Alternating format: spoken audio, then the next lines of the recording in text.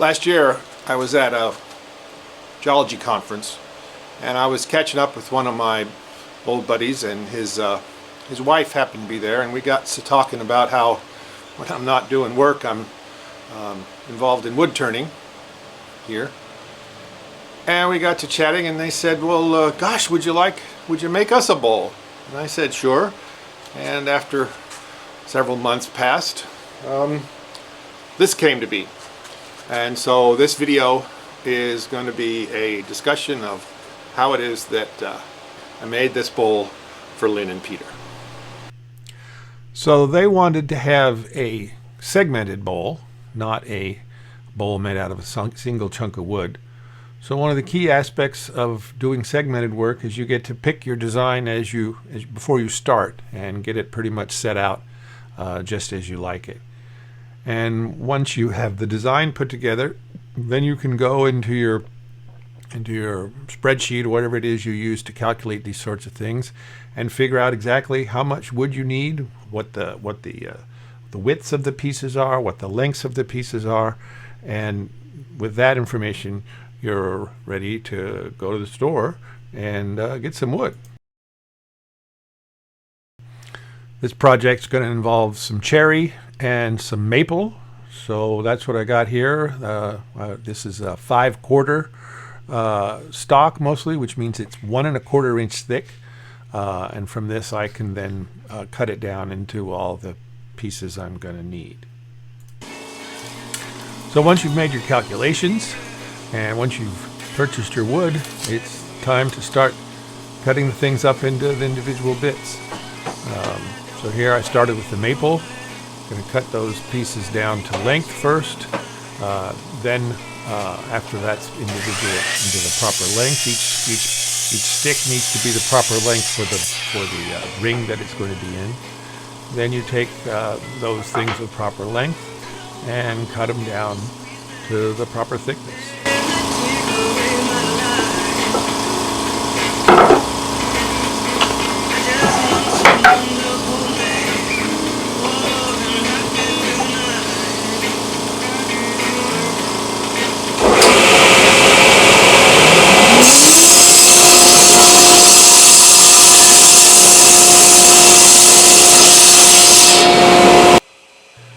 So as I said, this project is cherry and maple. You can see in the foreground here on the bench in the foreground, those are the maple sticks that have all been made. And now I'm going about doing the same approach for the cherry. Each ring will have the dimensions determined by the shape and the width of the bit, and then also how many segments within that ring are cherry or maple.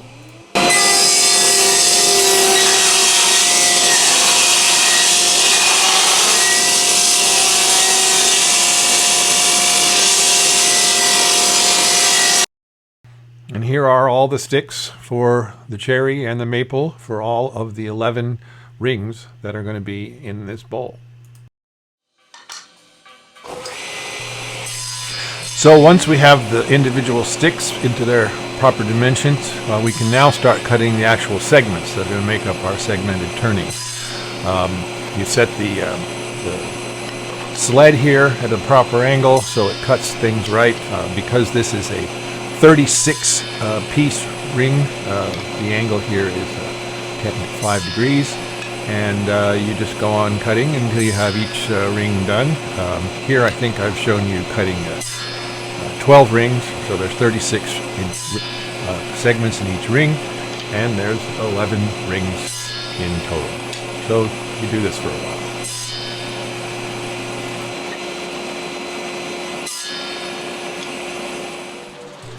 So once you've got the segments cut up, it's time to glue them together into their rings.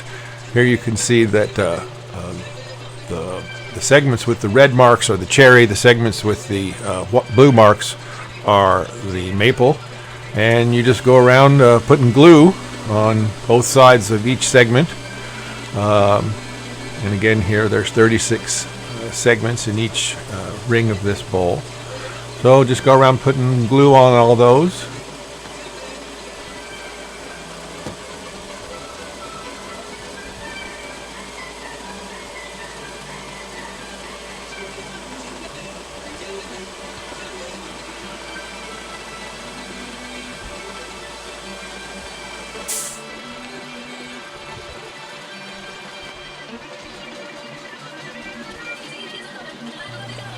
And once you've got glue on all your segments, you cinch them up tight with a hose clamp. And if you've done everything right, it comes together in a nice smooth circle. And then you clean it up a little bit, and then you set it aside to dry.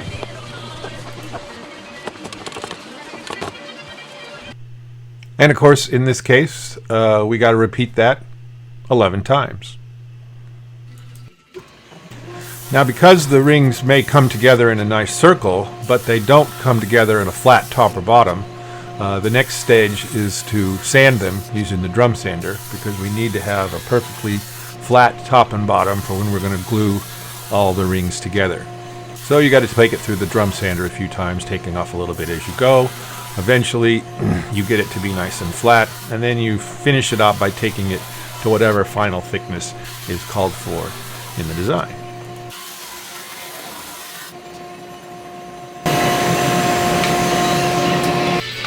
And then you do that for each ring. So the next bit is the really only complicated part of any of this. I have to make what's called a floating base. This is because when you put a bunch of segments like this together, it's really difficult for them to come together at a single point. And it's actually not even a very good idea because of the expansion of the wood can cause it to open up and crack there, and it just doesn't look good. So to do that, to get around that, what I'm going to do is make a ring, as you've seen before, and then I'm going to put some solid pieces in the middle. But it's a little bit more complicated than that. The first thing that's done here is I made a circle on that piece of pine that's on the bottom here. I just cut a circle out on the lathe and used that as a template to take this to the router table to cut a nice clean circle on the inside of this ring. Then I switched bits on the router and used a slot cutting bit to cut a slot into the inside of this ring. We'll go all around here and we'll cut a slot. And in fact, we go through it twice because I needed a little bit greater thickness, but I'm not going to show you the second go round. But we just go around here cutting a slot. And after we're done with that,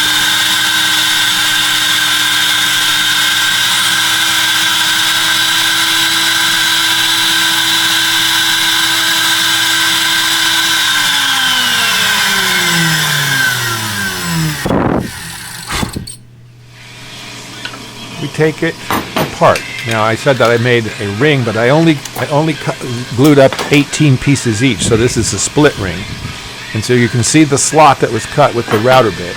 And now I'm going to put a thin bit of cherry in between, into that slot. And you see I'm sanding it down to get the right thickness. Now to decrease the probability of having a motion on this wood over time, I've made a small little bit of piece of plywood here, where we've got two pieces of cherry which are oriented at different angles, glued together, and then that is going to be placed inside the slot. Like that.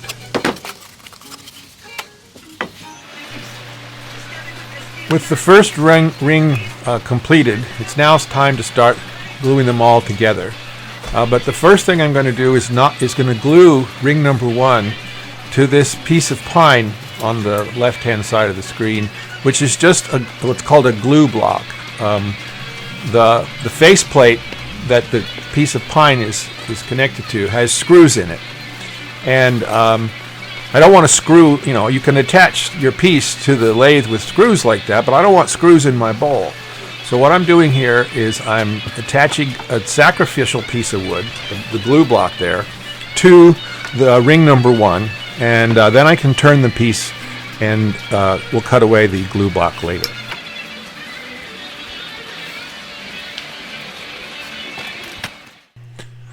So to make sure that the first couple of rings that were to go next are centered well, I used the tailstock of the lathe to push them onto ring number 1. So here I'm putting the glue on, and then I will take a couple of rows which have already been put together and put a little more glue on, and then I will put that up against ring number 1 and push the tailstock, which is on the same axis as the headstock, and that allows the 2 rings that I just added to be in the same orientation as ring number 1.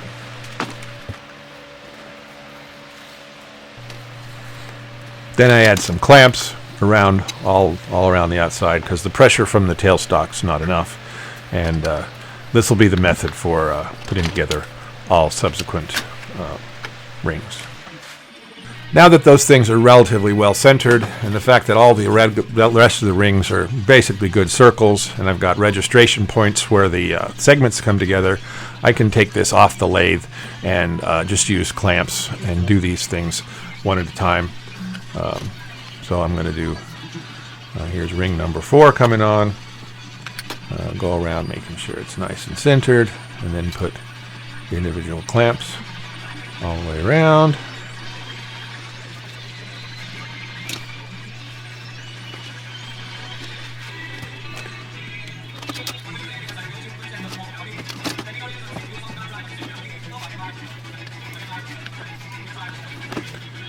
And there's one, and then you just do this several more times.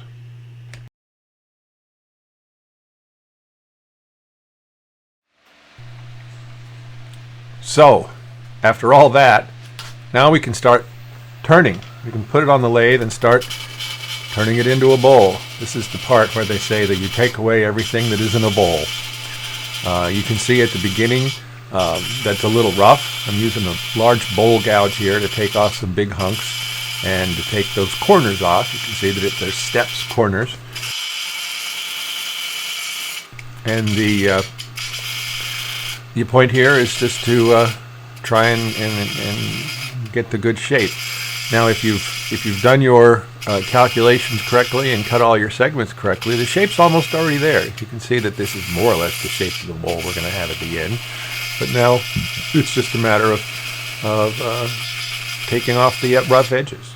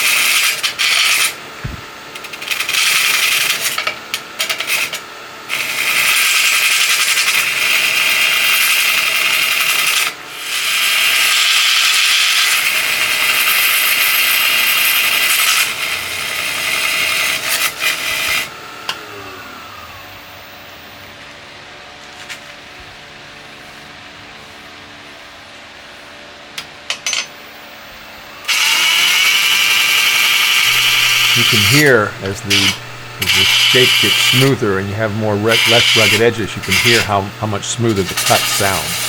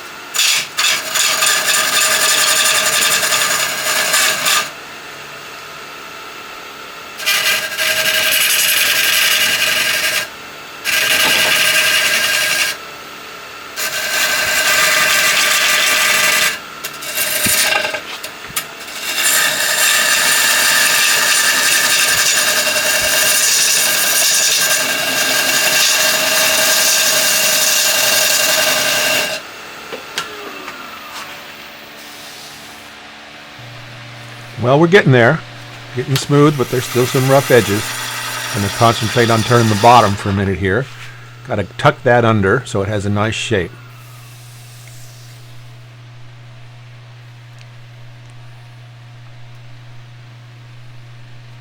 Now we got to concentrate on getting the top a little smoother.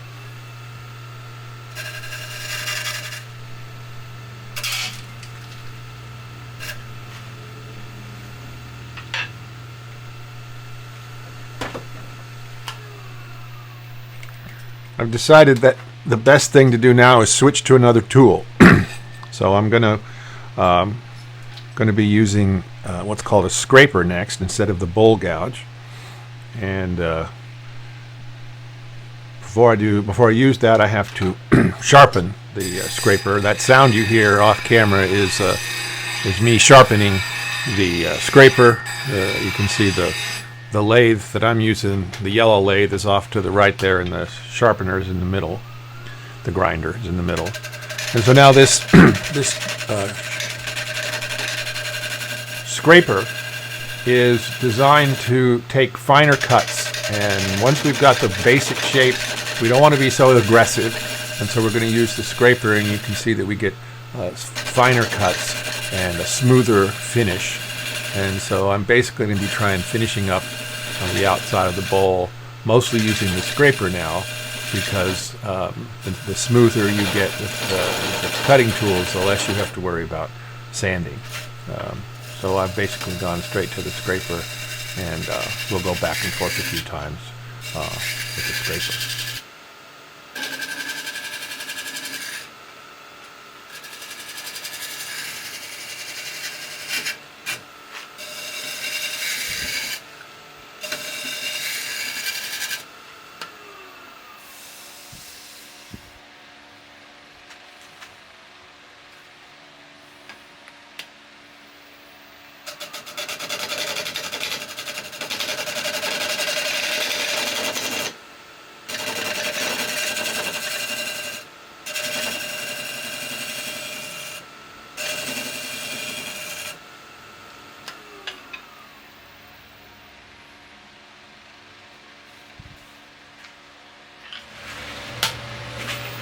So you can see that there's still a fair bit of material to be taken off on the very edge of the bowl here.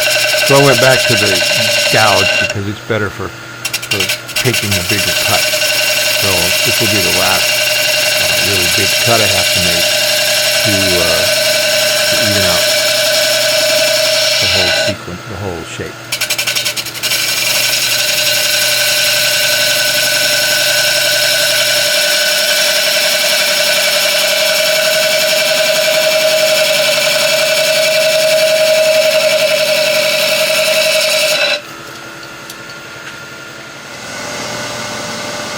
And then some final passes with the scraper, and the outside is pretty well done.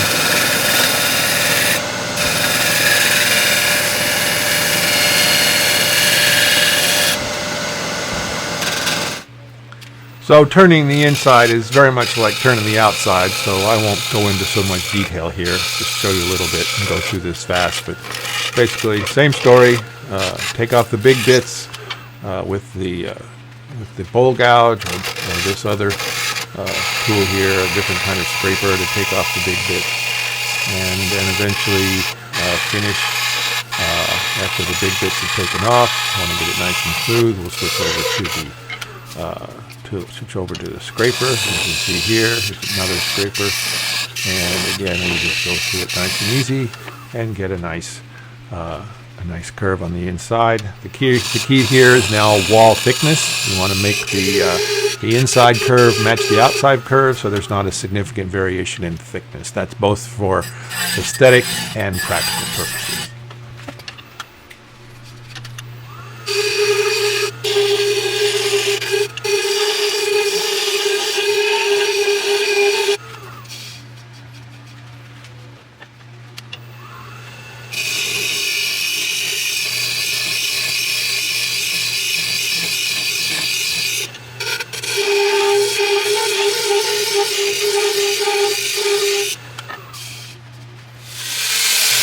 Once you get a nice shape inside and out, We go through sanding and take it through the grit and go 80, 120, 180, and 220. 220 is enough to get a nice finish. So go through that both inside and out, and that's all there is to it. Get you a nice smooth finish on both sides. And when you're done with that, it's time to add some finishing paste. I'm using this stuff called Yorkshire grit, which is a combination of polishing compounds, wax, and oils. And you just put it on there, and it mostly just sort of seals up the wood and makes it have a beginning of a nice finish. So do that on the inside and the outside of the bowl.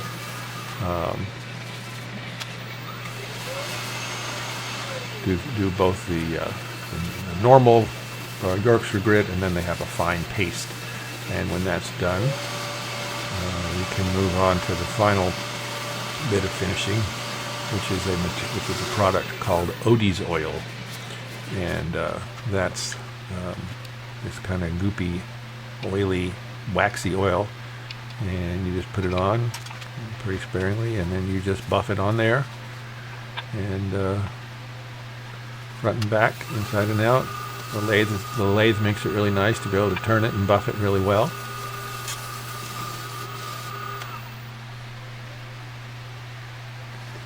And that pretty much takes care of that. The final thing to worry about is to remove this glue block. Remember, we put this glue block. It's not a part of the bowl. It's just there to be able to put screws into. But now we can turn the bowl around, and grabbing the bowl in a different fashion, as you see with those little feet on the outside, we can now cut away this waste block that was just there for screw holding.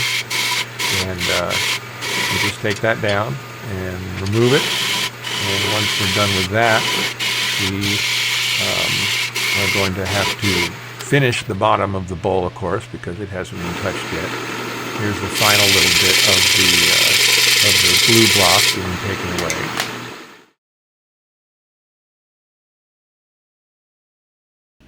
And here's the final product. Here's the bottom after the glue block got taken away.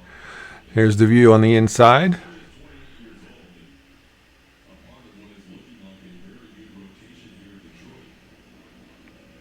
And a side view. I hope you like it.